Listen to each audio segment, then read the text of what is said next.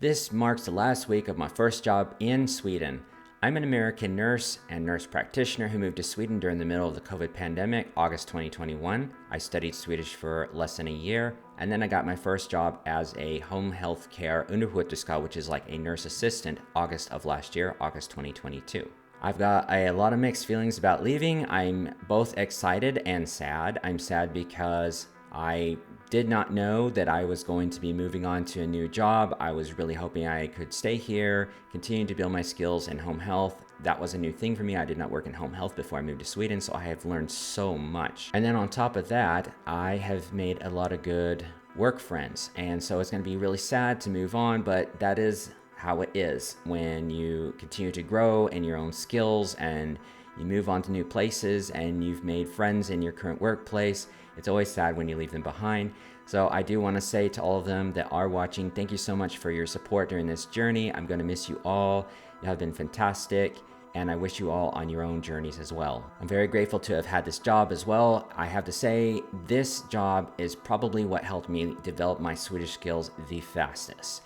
I learned a lot of Swedish, of course, in university, but really the best way to learn a language is to put it to practical use. But you do have to have a foundation to work with. Of course, I work with patients that most of them could not even speak English, so it's very, very important that I spoke Swedish from the beginning. And looking back on my progress, it's really exciting to see. I remember patients that I took care of last year, and I'm still taking care of some of them now, and we joke a lot of times about how limited my Swedish was, had a very limited word vocabulary, and how much it has been able to grow, and they are able to see the difference as well. And many of them contributed to that. In fact, there were days that they would have a word that I didn't understand, and I say, can you explain that to me? What does that mean? And then they would explain it in Swedish. Most of the time I could figure it out. Sometimes I had to use Google Translate. That was very rare that happened. Usually they could explain it to me. And so we would joke and say, hey, this is my word of the day. You've taught me something. You're my Swedish teacher. So I'm gonna miss all the patients as well very much. And it was kind of sad because a lot of them were like, when I went to go visit them this week, hey, am I gonna see you? You know, I'm looking forward to seeing you. And, you know, I've been on vacation as well, so they haven't seen me much for the last couple of weeks as I was out of town. And now I come back, but then I'm also quitting my job. And they're like, am I gonna see you? And I'm like, well, sad to say, I'm moving on to my next job. And so a lot of them were really kind of sad that I'm going to be leaving because we've developed a relationship. So that's going to be really hard. But I'm really excited to see the new doors that are going to be opening to me. I am moving on to work for a government-funded type of corporation, and I'll be working in conjunction with the hospital, working in diabetes education. If you want to know a little bit more about my journey and all the bumps in the road, and maybe you can benefit from some of my own mistakes and my own blunders, you can go back and look at my videos. Perhaps you've got a lot of questions about moving here or being a nurse here. You can look at those videos, and maybe those videos will answer all your questions. It is just crazy to think that it has been just under 2 years I've been living in Sweden, and so much has happened.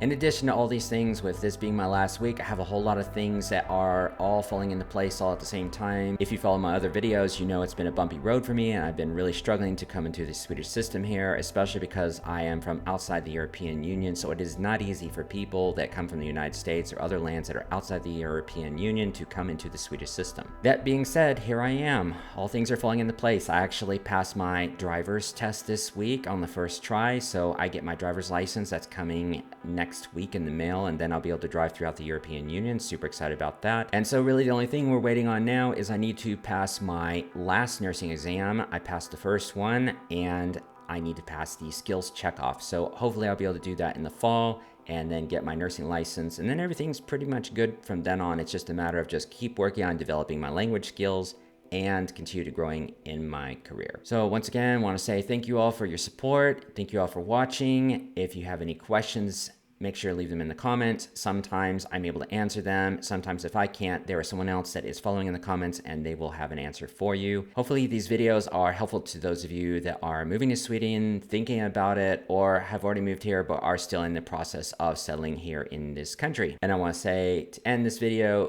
thank you all of you that I have worked with that are following me on this video. I'm going to miss you all. I wish you all the best on your journeys. And to those of you that are YouTube subscribers, thank you so much for all your support. It really means a lot to me. You'll have a fantastic day.